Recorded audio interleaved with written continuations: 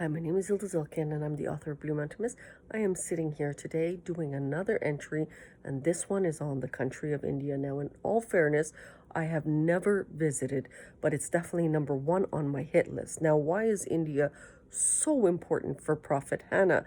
It is very important for Prophet Hanna for several reasons. First of all, her brother was a Turkologist specialist for the minority people of India. So he is part of the UNESCO Jewels of Earth that study Turkology.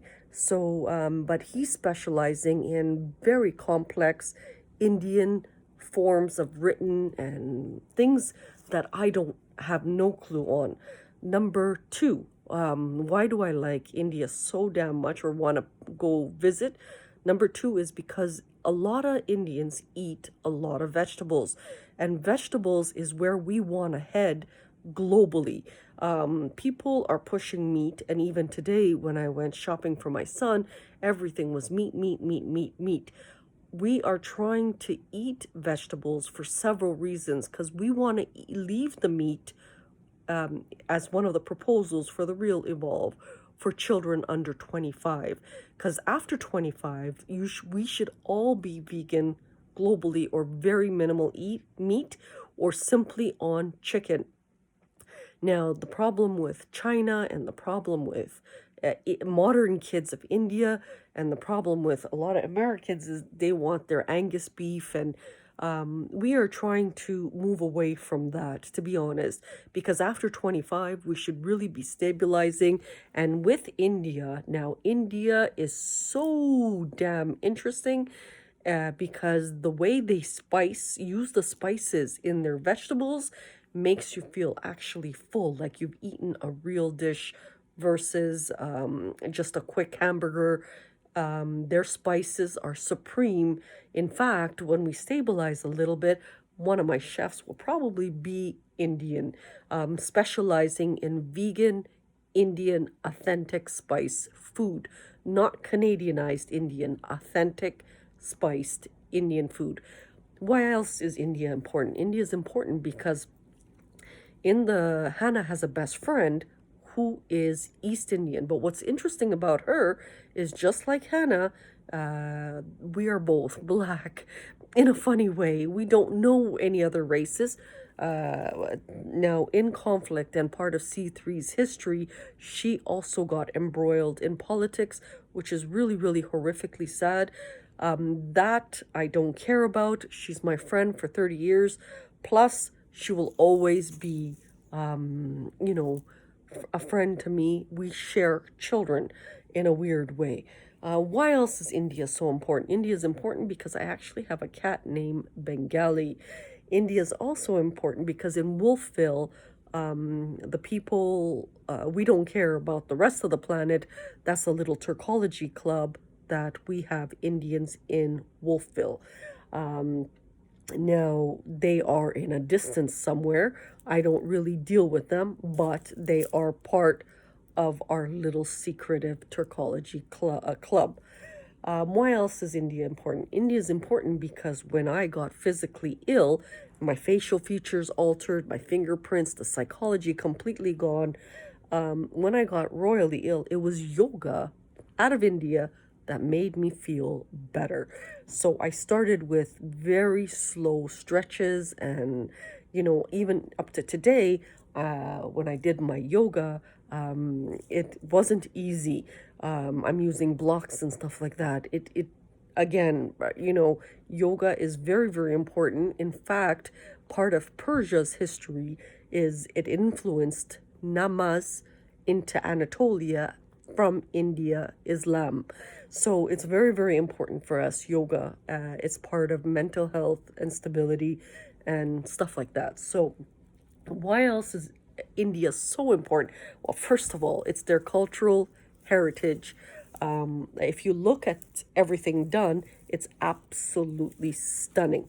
I would have had my nose pierced a long time ago. Unfortunately, I work in an office, and back then it wasn't tolerated. I don't know if it suits me personally, but I absolutely love the nose hole. Yes, I do.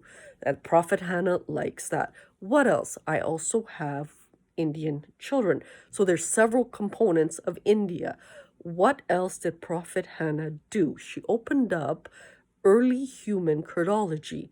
Curdology is very important because when we think of Kurdish and when we think of Persian and when we think of Urdu and when we think of Punjabi and when we think of any of the thousands of dialects within India itself, they are cultural jewels.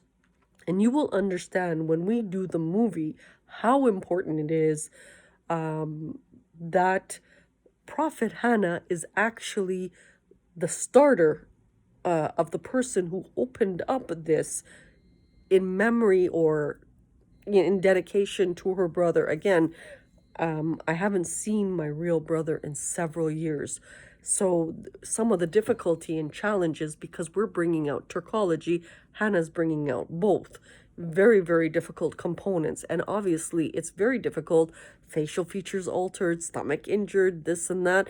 Part of C3's history, some of the challenges of bringing out Indian as well. But India is one of those things that has a mixture of not just settlement, very important Persian influenced literature, but Anatolia also has it, and it has impacted Nepal, China, all those other countries in the particular regions. So it's one of those countries that is very, very large. Each 1 kilometer is different, just like China. But India is a lot more culturally diverse when it comes to, again, early human mixed with settlement kind of existence. Now, when we go to China, China is also very, very important. Now, you have to understand from China into Anatolia, we are all brother and sister merging countries together. But China is also important because they have a lot of goodies in terms of cultural heritage. And they're trying to hold it for themselves as Turkic people. That is kind of arrogant because, according to Hanna, Prophet Hanna now, Turkology started in Africa. It didn't start in China.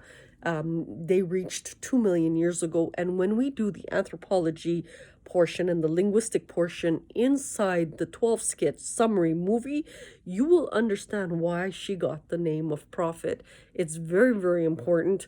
And when we do just a summary, because why are we just doing a summary?